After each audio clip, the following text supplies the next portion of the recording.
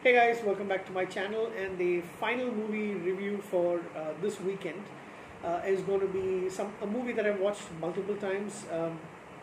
Never done a review for it earlier, and the reason I'm doing a review for this especially is one, it is there in my collection somewhere over there. You can't actually see it, but it's off screen somewhere. The other reason is because I had avoided watching the two live action sequels that came out after this movie because when I tried to watch it, the second movie anyway, it looked much lower in quality and production wise as well as acting quality wise. So I avoided. I didn't get past the 20-minute mark at that time. Kind of disappointed at that point in time. So I actually avoided this franchise for such a very long period. But yes, I do watch the first movie plenty. It is a science fiction action classic in my opinion from the mid 90s, and it's something that I keep watching. I never get tired of it. So I think earlier this month I thought I should should give the two sequels another chance and try to watch them. And having watched those two movies, I do still agree and do still think that they are much lower in quality, but at the same time they're not as bad as I thought it was. So I'm really interested in this franchise, and there is an animated series as well as two animated films as well, which I'll be trying to watch. So they're available online, but at the same time, I am looking to purchase both these movies that I have seen on DVD and will do pretty soon. It's in my basket on my cart on eBay, and I'm just waiting for a little bit more cash to come in because, like I mentioned, I don't really spend any of my regular salary on these DVDs. I wait for some online work to come in, some freelance stuff for my blog to come in. When I get paid, I will check and see what movies that I can get, or some DVD television series that I'm going to get. I am still waiting on some stuff as well. I have been rambling quite a bit, but yeah, the franchise that I'm talking about and the movie in question that I am talking about is, I'm not going to take it now because it's slightly dusty, as you can see from the title, is Starship Troopers from the year 1997. Amazing film, especially if you're into science fiction, and the themes of, I wouldn't say Nazi, but also more fascism running through it, and it's meant to actually showcase it by Paul Verhoeven. It is an amazing, fun ride. So yeah, it does give you a little bit the militaristic Nazi vibe almost, and they are, showcasing that as this is a possibility of what can happen. All the humans are still the good guys, but yeah, the way that the military is actually shown in this. So the movie, like I mentioned, is directed by Paul Verhoeven, and it is based on a novel, which I was actually surprised. I only got to know this much later. That came out in 1959, and by Robert A. Heinlein, which is the novelist of the same name. It is basically about humanity fighting an interstellar war against a bug alien race that can, that's multiple in number. They're huge, and these insectoids and bugs is the kind of derogatory term used by humans to them. They are a different species, and they attack humans and kill. So they don't really have spaceships and stuff, but humanity has colonized several planets, so they are also living on Earth as well as other planets, and they have run into these bugs, and there is an all-out war happening. So our hero is Rico, Johnny Rico, played by Casper Van Dien, and his squad of supporting actors, Dina Myers, Denise Richards, who was amazingly hot. It was the first time I actually watched Denise Richards, and she was amazing.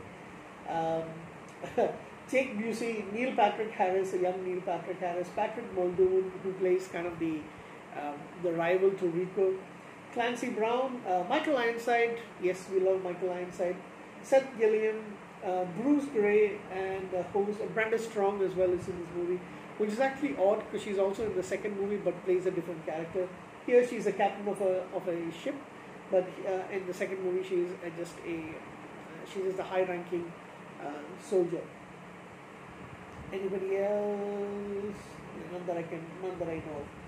So basically, it's about so there are these three ranks. You have the pilots um, on the ships who fight from the air, and they also deliver the mobile infantry units to different planets. And then you have the highest ranking, which are basically the the thinkers, the brains of the military, which Rob sorry. Uh, Neil Patrick Harris is, I don't know why I was thinking of Robert Patrick Harris. Neil Patrick Harris's character is actually, he's got a little bit of ESP thing happening, so he is actually going into that particular. So they see these three kids played by, Rico, Dizzy Flores, Carmen Ibanez, and you have Colonel Carl Jenkins, which is played by Neil Patrick Harris. Graduating high school, they've also been taught in the militaristic way, and based on their scores, their final scores is decides which unit they can actually join. So Rico, being one of the lowest units, lowest scorer rank, joins the mobile infantry unit, much to the displeasure of his father. His father's pretty rich and he doesn't want him to go there, but he disobeys his father's order, and his parents think that he is mainly going into the military to impress his girlfriend, Carmen Ibanez. And you've got Dizzy Flores, played by Dina Myers, who also likes Rico. She is a kind of a rival to Carmen Ibanez. And then there is Patrick Muldoon's character, Xander Bach. Xander, he is from an opposing school, and he likes Carmen. So there's a rectangle thing going on. So Rico joins the military unit. He ends up being a really good soldier. However, one of his mistakes leads to he was in charge, and a mistake leads to the death of one of the cadets, and he is lashed in public for it. He decides to quit. However, as he is leaving, they get to know that the bugs have launched an attack on Earth, and Buenos Aires, where his family resides, is destroyed. So Rico's dad and mom were killed, and so he rejoins, and then he starts fighting. He ends up having to save Carmen Ibanez. You can watch the movie. I mean, it's pretty good. So it's like, I think it has stood. The movie is the effects have really stood the test of time. I really like the special effects. You got Michael Ironside playing a badass instructor in the school, as well as a commanding officer in the military in the unit. They're the ones who are actually on the ground and fighting against the bugs. Rico actually gets killed, but they are able to revive him.